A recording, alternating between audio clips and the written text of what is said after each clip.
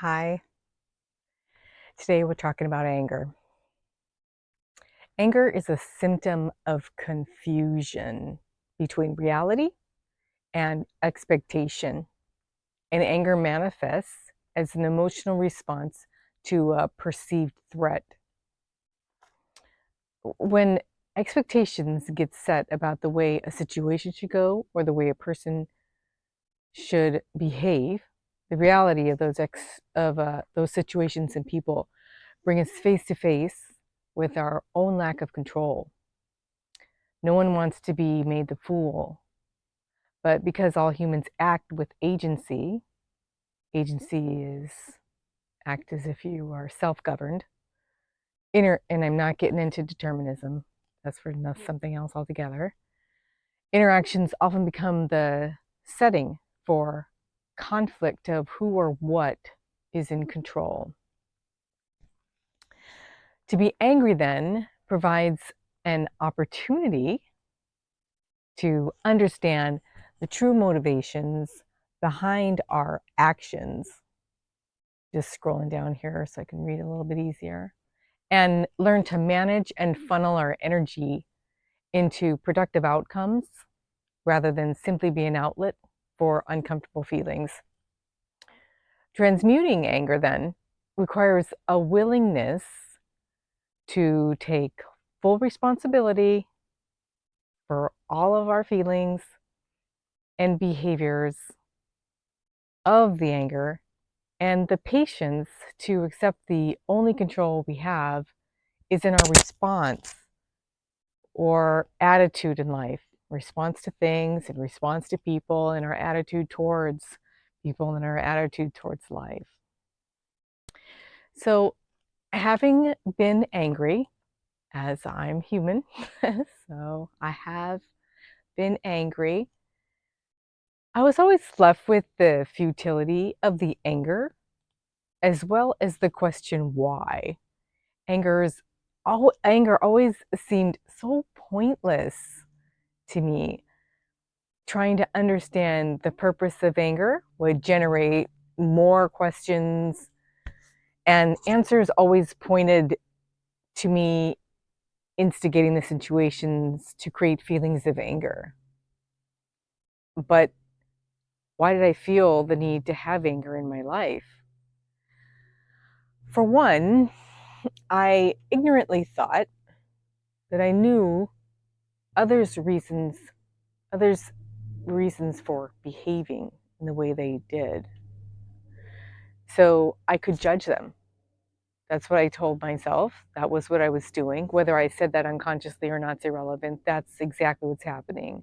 Anytime a judgment is occurring in your mind or my mind, it's coming from a place of thinking that I am superior and I have the privilege of knowing you, and so therefore I can judge you. And in return, I had a right to expect them to behave according to my standards. Uh,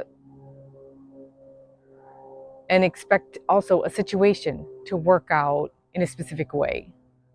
Control, as it was always used on me, and as I in turn understood it and then implemented my monkey see, monkey do approach, was to manage others, control others. But that is not control. That's oppression. Control can only be of the self, and it can only be in my response to life. That's control. Anything else outside of that, if I'm doing something outside of me, that's not control, that's oppression. I've come to realize human behavior is the culmination of a myriad of complex situations and contributors, not one cause particularly distinguishable from the next, resulting in a portrait of good intentions and bad timing framed in chaos. So I realized I could not even explain the reasons behind my own behavior, much less someone else's. So I see now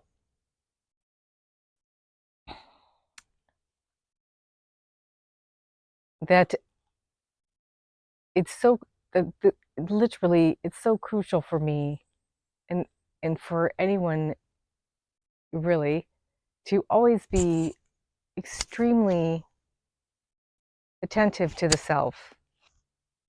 What am I doing? What am I responding to? What are the feelings coming into me? What is rising right now in the situation? All of those will eliminate anger, because anger is just the confusion about who's in control and what's in control.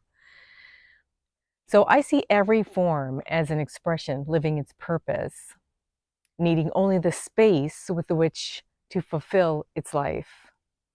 Any judgments or expectations, biases or labels, uh, memories or anticipations I place on that individual. I'm having a hard time reading that there, so I'm scoot up a little bit. I place on that individual or the situation are all ignorances within me coming to the surface to be addressed. This is how kind myself is to me.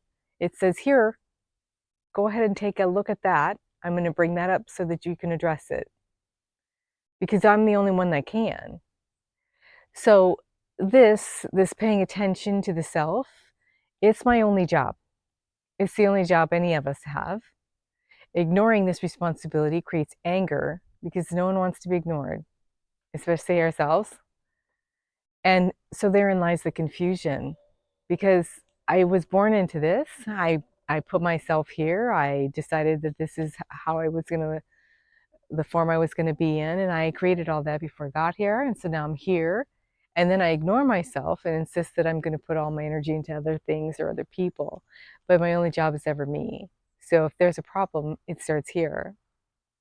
We're confused in thinking our responsibility is to change or save the world by controlling others and the environment. But the world doesn't need saving, except from us.